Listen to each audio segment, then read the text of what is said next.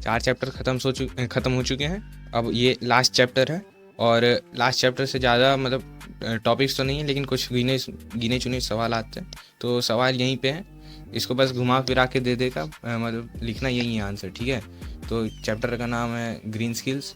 तो पहला सवाल है sustainable development, so star mark कर लो भाई। कोई सेट में दिख ही जाएगा सवाल।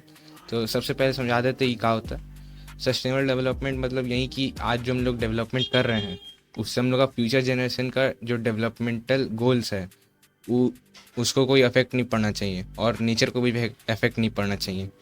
तो ये जो डेफिनेशन ये भारी है थोड़ा सा, ठीक है। तो ये मत पढ़ना, मैं बता दे रहा हूँ कि मतलब तुम क्या लिख के आना। तो लिखना कि sustainable development refers that development should take place without harming environment, and the needs of present should not compromise with the needs of future। यानी कि जो पहले बोला था, समझाया था कि फ्यूचर के जो नीड्स हैं वो सेटिस्फाई होने चाहिए, बस वही है। उसके बाद है एस डी जी मतलब क्या होता है, सस्टेनेबल डेवलपमेंट गोल्स। यानी कि जो सस्टेनेबल डेवलपमेंट है उसका क्या गोल है। तो इसके 17 ग्लोबल ऑब्जेक्टिव्स हैं, ठीक है, अडॉप्टेड बाय यूनाइटेड नेशंस इन 2015। तो 2015 में यूनाइटेड नेशंस ने 17 ग्लोबल ऑब्जेक्टिव्स को अडॉप्ट किया था। तो इसमें पहला था कि social, economic and environmental challenge से के बारे में कुछ किया जाएगा, कि ताकि जो लोग हैं उनका डेवलपमेंट अच्छे से हो पाए। तो दे M to end poverty, protect the plants and ensure prosperity for all by 2030, ठीक है। तो मतलब ये इसका असली मोटिव या गोल ये था कि पहले तो पॉवर्टी हटाना, यानी गरीबी, ठीक है। और वो प्लैनेट लिखा हुआ है यहाँ पे, प्लांट लिख देना, ठीक है। प्लैनेट नहीं, वहाँ पे प्लांट है। Protect the plants and ensure prosperity for all. उसके बाद तीसरा सवाल, उसके बाद ये है, बस वही है SDGs। ये तुम लिख सकते हो अगर SDG का थोड़ा 5 मार्क्स का या ज़्यादा मार्क्स का सवाल आए, तो ये 5 पॉइंट लिख देना। तो पहला है कि नो पॉवर्टी, ठीक है। इसके ये सब गोल्स हैं, ठीक है। पहला है नो पॉवर्टी, यानी कि गरीबी हटा देना है। गुड हेल्थ एंड वेलबींग, यानी कि लोगों के हेल्थ के बारे में सोचना है। क्वालिटी एडुकेशन, यानी कि लिटरेसी रेट, और जो जैसे इंडिया में है कि गर्ल चाइल्ड को नहीं कंसिडर किया जाता है एडुकेशन के लिए, वो भी हटाना और उनको क्वालिटी एडुकेशन देना। अफोर्डेबल एंड क्लीन एनर्जी, यानी कि अभी जो सराउंडिंग है, इसे सराउंडिंग में लिख देना, ठीक है।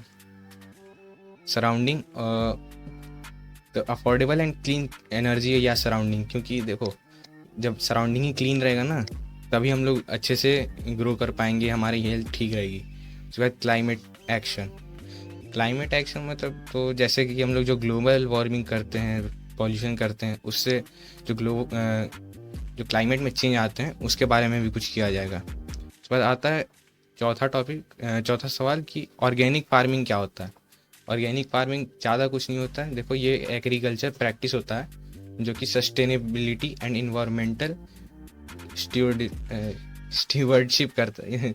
बहुत भारी शब्द है, मैं मतलब समझाता हूँ। देखो कि इसका मतलब ये है कि जो ये ऑर्गेनिक फार्मिंग है वो एक एग्रीकल्चर प्रैक्टिस है जो कि सस्टेनेबिलिटी एंड इन्वायरमेंट को हार्म नहीं करती है। बस it avoid synthetic pesticides, fertilisers and genetically modified organisms, यानी कि इसमें कोई केमिकल जैसे पेस्टिसाइड्स, फर्टिलाइजर्स का यूज़ नहीं होता है। इसमें यूज़ होता है crop rotation, composting and biological pest, यानी कि जो गांव में जो होता है वहाँ पे तो गाय के गोबर से ही उसको फर्टिलाइज़र की तरह यूज़ किया जाता है ताकि प्लांट्स को ग्रो कर सके। बस वही नेचुरल रिसोर्सेज का यूज़ करना ताकि पॉल्यूशन ना हो। उसके बाद अब आता है right to issues which arises due to exploitation of environment. अब इन्वायरमेंट का एक्सप्लॉयटेशन हो रहा है तो उसके वजह से 2 इश्यूज पूछे हैं। तो पहला है हैबिटेट डिस्ट्रक्शन, यानी कि जैसे पेड़ काटे जा रहे हैं उसके वजह से जो बहुत जंगली जानवर हैं वो डिप्लीट हो रहे हैं, ठीक है।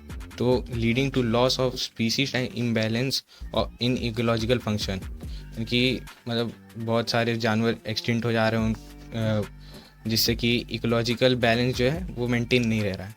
दूसरा क्लाइमेटिक चेंज।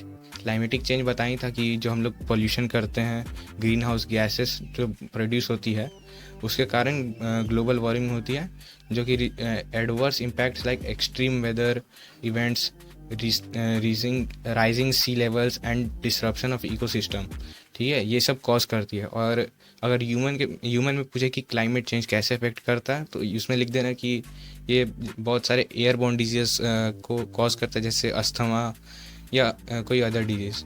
तो बस यही था, ठीक है। और कैंसर भी हो जाता है इससे लिख लेना, ठीक है।